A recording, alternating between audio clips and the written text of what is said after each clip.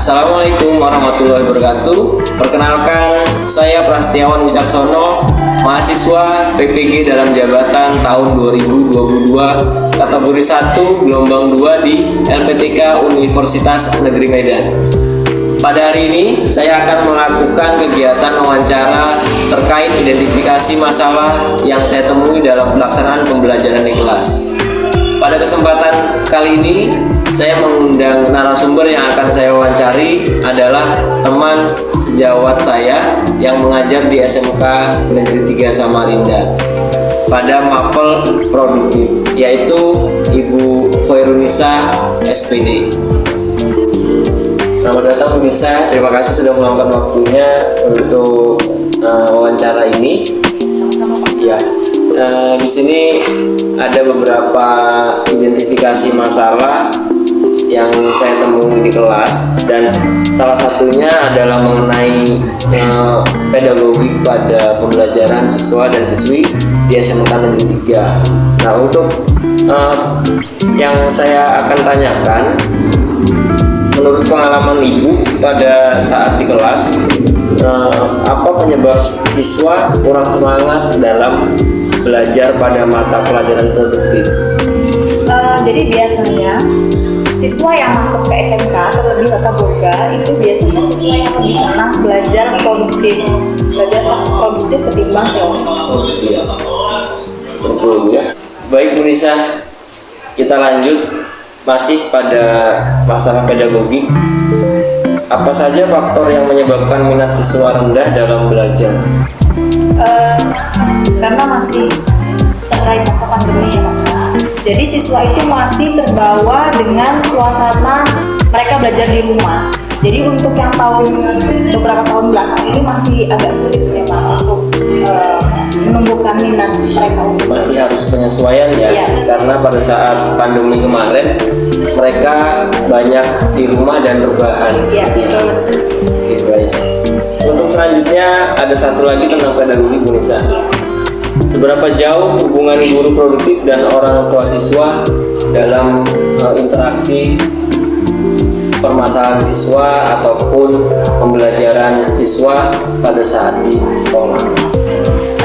Jadi kebetulan saya wali kelas, jadi biasanya kami memiliki grup pembelajaran.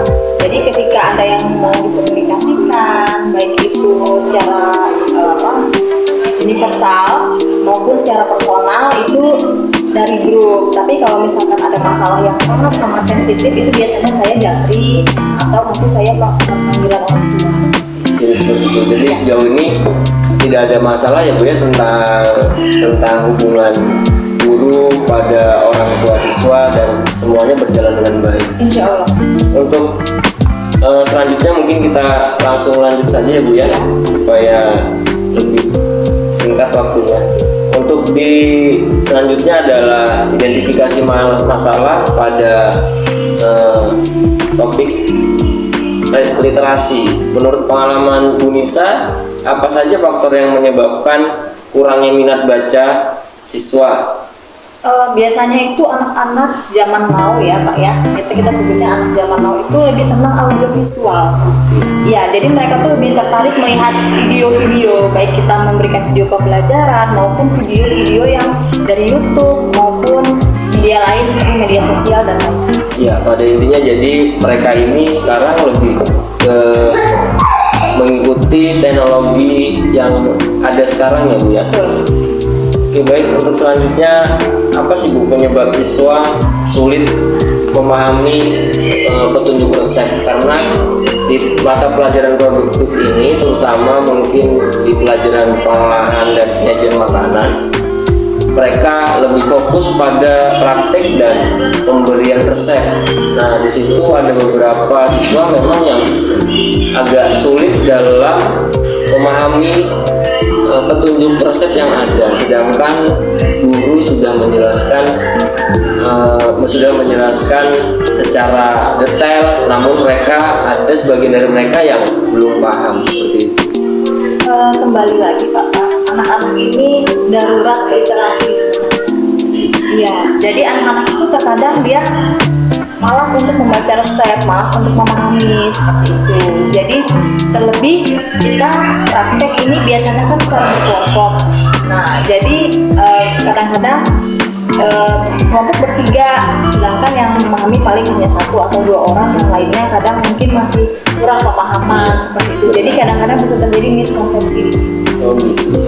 Oke, baik Bu Nisa, untuk selanjutnya kita langsung saja bagaimana cara guru membantu siswa untuk memahami resep yang akan dipraktekkan. Tadi mengingat sudah di pertanyaan yang sebelumnya itu memang mereka karena kurangnya membaca, kurangnya memahami literasi sehingga sulit untuk memahami resep.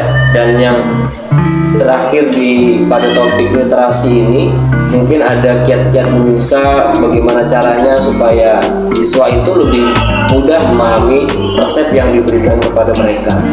Nah, jadi biasanya kalau saya Pak, itu ketika saya membagikan resep kepada siswa itu saya selalu memberikan penjelasan mengenai bahan yang digunakan, kriteria bahan itu harus seperti apa, itu saya jelaskan. Kemudian juga untuk cara membuat itu saya sudah menjelaskan sebelumnya. Nah, kemudian pada saat hari H sebelum kita praktek itu saya selalu mungkin teman-teman juga pasti melakukannya ya Pak, selalu memberikan penjelasan, kita briefing dulu. Kemudian setelah itu selalu saja ada sesi tanya jawab. Jadi di mana siswa itu kurang paham, di mana siswa itu mungkin ada kendala, mungkin dia bahannya kurang kah, atau teknik olah yang dia tidak bisa, itu bisa Ya, berarti sudah segala sesuatu dan metode penyampaian sudah dilakukan. Namun mungkin ada beberapa siswa atau siswi yang memang harus ada perhatian khusus dan penyampaian khusus supaya mereka bisa lebih paham dan mengerti petunjuk resep yang sudah diberikan oleh gurunya. Jadi seperti itu. Kita langsung berpindah ke topik yang selanjutnya, yaitu numerasi. Identifikasi masalah pada topik numerasi ini, menurut pengalaman Bu Nisa, apa yang menyebabkan faktor berhitung siswa itu rendah? Mengingat pada jurusan Tata Boga ini, pada saat mereka praktek dan kita memberikan resep, pasti di situ ada angka, ada sesuatu yang harus dihitung supaya menghasilkan dan membantu mereka dalam keberhasilan praktiknya. Seperti apa Bu Nisa? Ya, sebenarnya ini apa ya Pak? Masalah yang bisa dibilang PR untuk kita.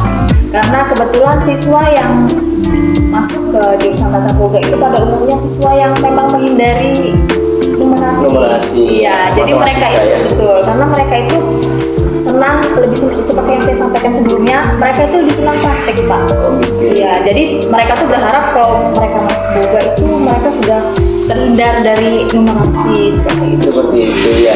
Jadi mereka berpikirnya bahwa di Tata Boga ini tidak ada hitung-hitung, tapi dan ternyata pada kenyataannya ada seperti itu. Oke, baik. Mungkin untuk selanjutnya ini mungkin pertanyaan terakhir Bu Nisa. Untuk yang numerasi, metode apa yang mungkin Ibu gunakan dalam pembelajaran matematis pada pembelajaran produk ini, terutama pada mata pelajaran yang Ibu ampu sekarang? Jadi saya menggunakan project based learning.